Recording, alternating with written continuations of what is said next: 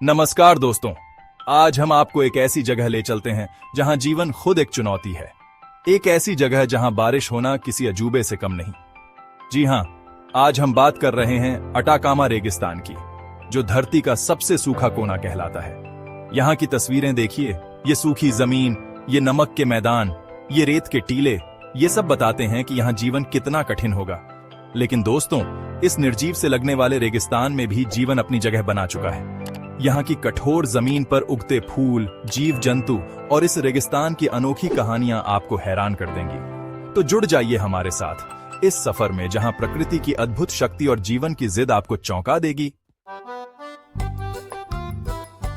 दोस्तों, अटाकामा रेगिस्तान दक्षिण अमेरिका के चिली में स्थित है और इसे दुनिया का सबसे सूखा स्थान माना जाता है। आप सोच रहे होंगे कि आखिर कितना सूखा? तो जनाब, यहाँ के कुछ हिस्सों में तो पिछले 500 सालों से बारिश की एक बूंद तक नहीं गिरी।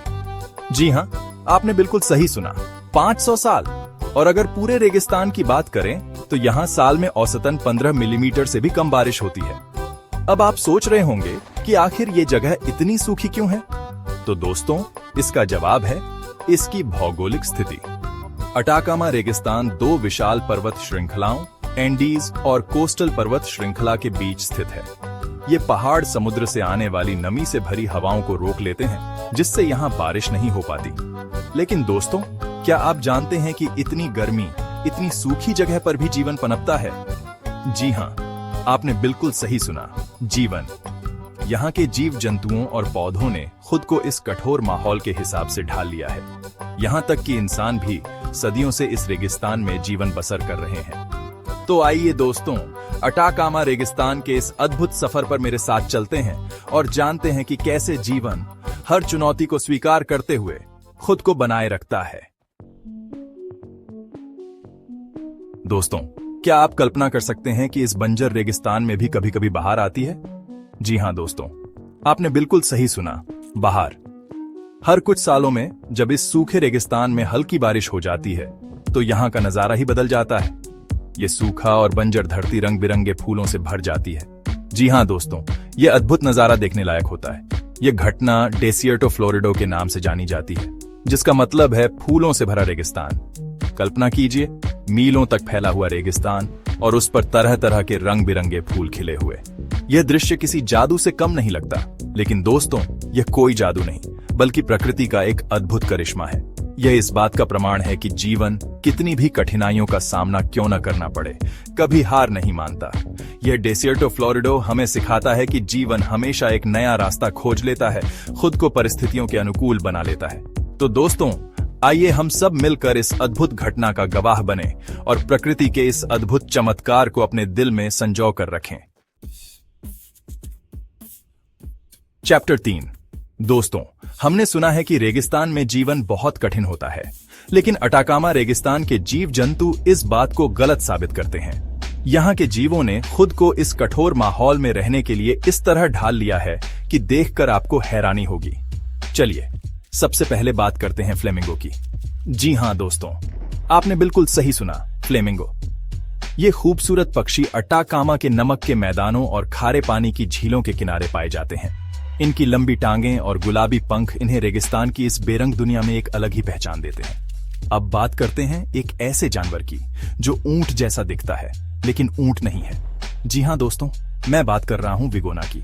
यह एक प्रकार का जंगली लामा है जो अटाकामा के ठंडे और शुष्क क्षेत्रों में पाया जाता है।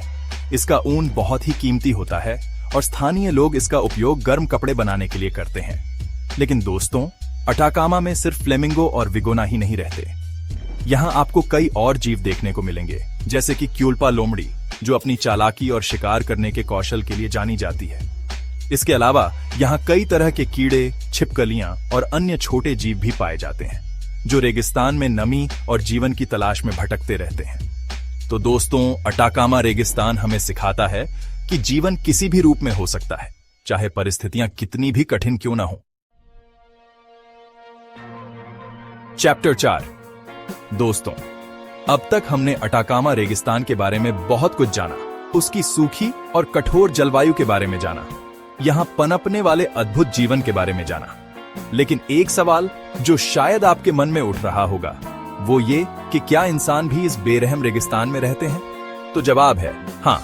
यकीन मानिए दोस्तों, इंसानों ने भी अपनी जगह इस रेगिस्तान में बनाई है। सदियों से यहाँ के मूल निवासी इस कठिन माहौल में जीवन व्यतीत कर रहे हैं। लेकिन सवाल ये उठता है कि आखिर वो इस रेगिस्तान में क्यों रहते हैं? तो दोस्तों, इसका जवाब है अटाकामा के गर्भ में छिपे खनिज भंडार।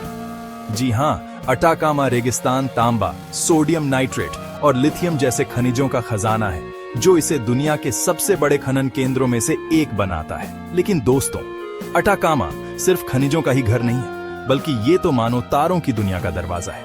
इस रेगिस्तान का साफ और बादल रहित आसमान इसे खगोल विज्ञान के लिए एक आदर्श स्थान बनाता है। यही वजह है कि दुनिया की सबसे बड़ी और आधुनिक दूरबीन परियोजनाएं यहीं स्थापित की गई हैं। तो दोस्तों, अटाकामा रेगिस्तान हमें सिखाता है कि इंसान की अनुकूलनशीलता की कोई सीमा नहीं है। चैप्टर 5। दोस्तों, अटाकामा रेगिस्तान अपने आप में एक रहस्य है। इसकी बेरंग दुनिया में भी कई रंग भरे हैं, कई कहानियां छुपी हैं। लेकिन एक बात जो अटाकामा को और भी रहस्यमय बनाती है, वो ये कि इसकी जमीन मंगल ग्रह से मिलती जुलती है। जी हां दोस्तों, आपने बिल्कुल सही सुना। अटाकामा की मिट्टी, उसका वातावरण मंगल ग्रह से काफी हद तक मिलता जुलता है। और यही वजह है कि नासा ने अपने मंगल मिशन के लिए अटाकामा को एक परीक्षण स्थल के रूप में चुना है। यहाँ वैज्ञानिक यह जानने की कोशिश करते हैं कि क्या मंगल पर जीवन संभव हो सकता है या नहीं। तो दोस्तों, अटाकामा रेगिस्तान हमें न सिर्फ धरती के बारे में, बल्कि दूसरे ग्रहों के बारे में भी बहुत कुछ सिखाता है। यह हमें याद दिलाता है कि ब्रह्मांड कितना विशाल है और उसमें अभी भी कितने रहस्य छुपे हुए हैं।